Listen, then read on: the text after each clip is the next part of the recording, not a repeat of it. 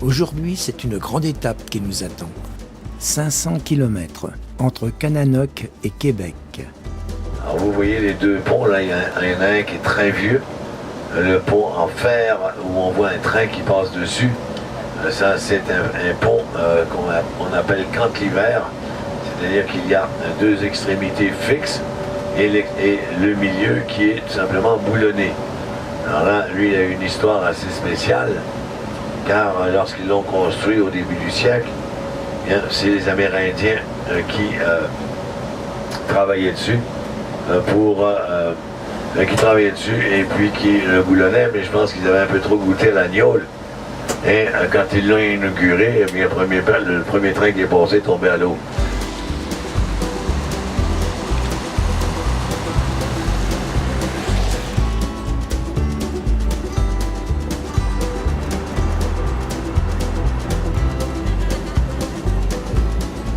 Ne soyons pas humbles, montrons que nous savons toute cette force et sachez que Québec est reconnu aujourd'hui pour être à visiter au Canada. Donc, Bravo. On a tout ça pour nous aujourd'hui.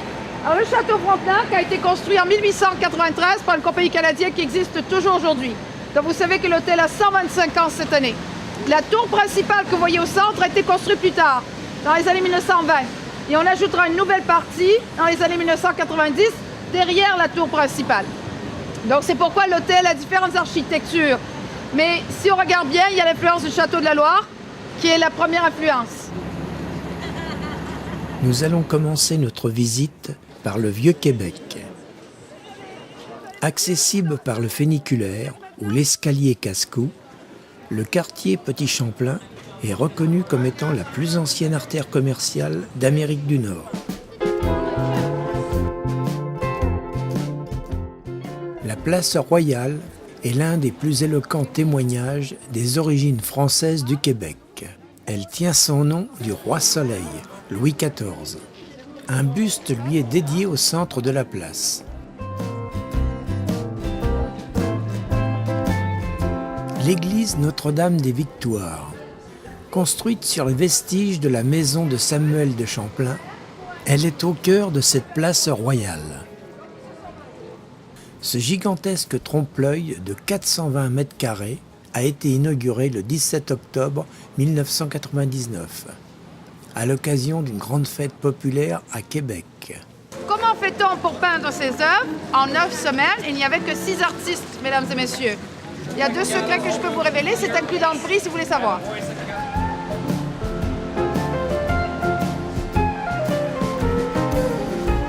Québec est attaché à son passé. En 2008, la ville et la région ont fêté leurs 400 ans d'histoire, souvent agités par les tiraillements entre les mondes francophones et anglophones.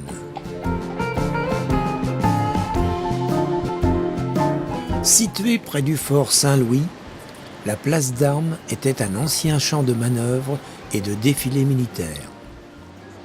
Aujourd'hui, c'est une magnifique place verdoyante, bordée de bâtiments prestigieux, au centre de laquelle se trouve le monument de la foi, sculpture néo-gothique surplombant une fontaine.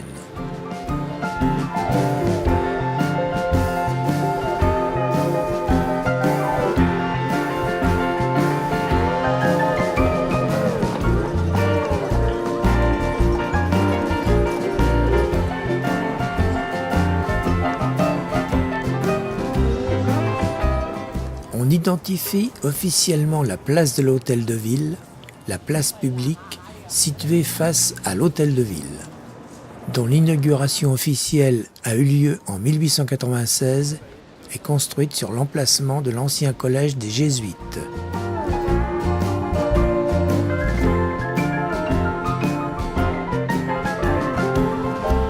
Face à l'Hôtel de Ville, l'église Notre-Dame de Québec.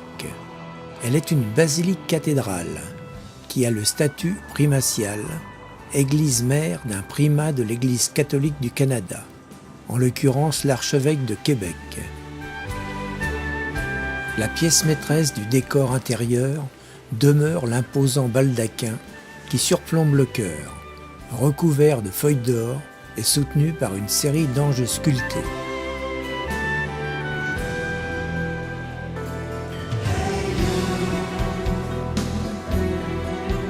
Surplombant le majestueux fleuve, cette promenade offre une vue époustouflante sur la basse ville et le fleuve Saint-Laurent. De la terrasse du Ferin, l'on arrive au moment phare de la visite de Québec, le château Frontenac. En fait, ce n'est pas un château, c'est un hôtel de luxe du 19e siècle. Vu qu'à cette époque, il n'y avait pas d'étoiles, ils se sont autoprogrammés château.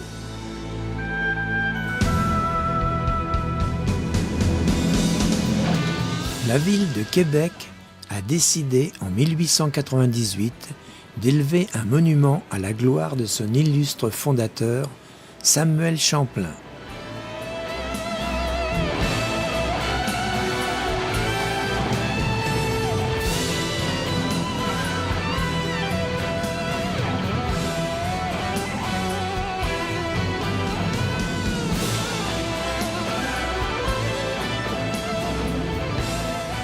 Il est possible d'entrer dans le château Frontenac et de visiter le hall d'entrée, récemment rénové.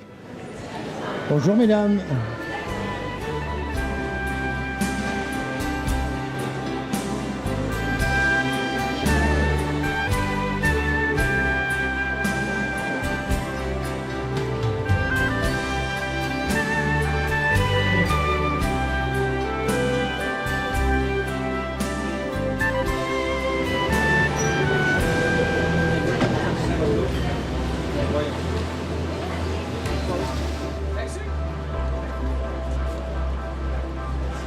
La rue du Trésor permet aux artistes locaux pour la plupart d'exposer et de vendre leurs œuvres tant aux touristes qu'à la population locale.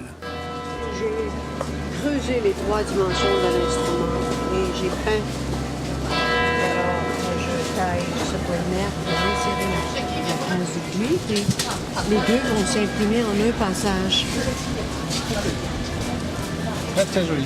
Et ce sont des huiles qui ont une apparence d'aquarelle.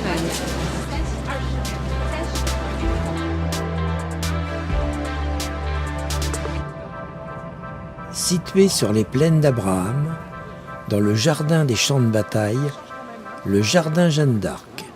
Alors, ce jardin, il y a plus de 150 variétés de fleurs et de plantes décoratives, dont plus de 100 d'entre elles sont vivaces. Et vous avez Jeanne d'Arc entourée d'un jardin de style anglais. Hein, vous ne verrez jamais ça ailleurs qu'ici. Mais en plus, elle est entourée des décorations d'Halloween. Et ça s'appelle comment ce quartier? C'est en l'honneur du général français, le quartier Montcalm. Ah, Alors, pour continuer, je vais vous dire que Jeanne d'Arc, ici, aussi, c'est dans ce jardin, beaucoup avant elle, au 19e siècle, a été chanté en 1880, le 24 juin, un chant des Canadiens français, qui deviendra 100 ans plus tard l'hymne national de notre pays.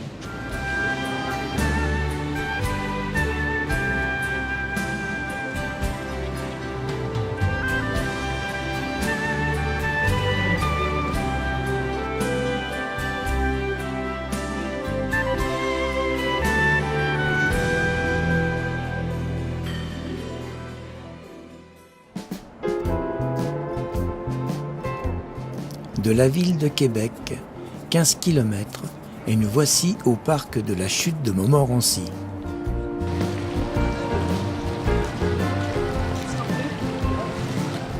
Pour accéder à ces chutes, il y a 3 solutions. Soit prendre le téléphérique, ou bien prendre des escaliers, mais 487 marches, ou bien un sentier pédestre qui nous permet de voir ces chutes sous différents angles.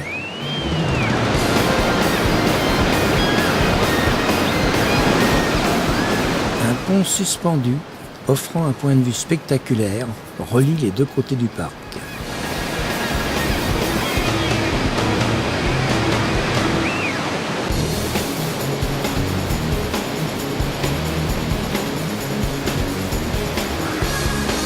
D'une hauteur de 83 mètres, les chutes de Montmorency dépassent les chutes du Niagara. Elles sont les plus hautes du Québec. Elles se trouvent à l'embouchure de la rivière Montmorency et du fleuve Saint-Laurent.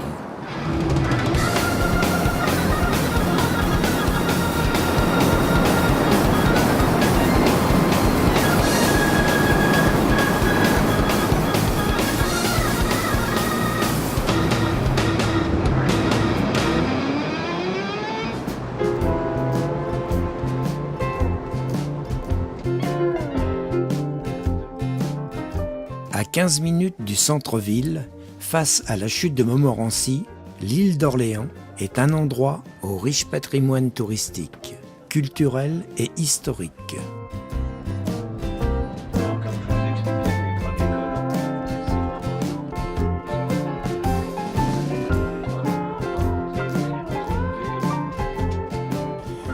Dès que l'on traverse le pont de l'île d'Orléans, on est frappé par la beauté des paysages qui nous accueillent. Alors ici, c'est peuplé principalement d'antiquaires, d'artistes peintres, et Ginette Renault habite ici, Félix Leclerc habite ici. René Martin, lui, ça vous ne connaissez pas parce qu'il va jamais en France. Alors vous voyez que ce ne sont pas les plus pauvres qui habitent par ici. Ah ouais.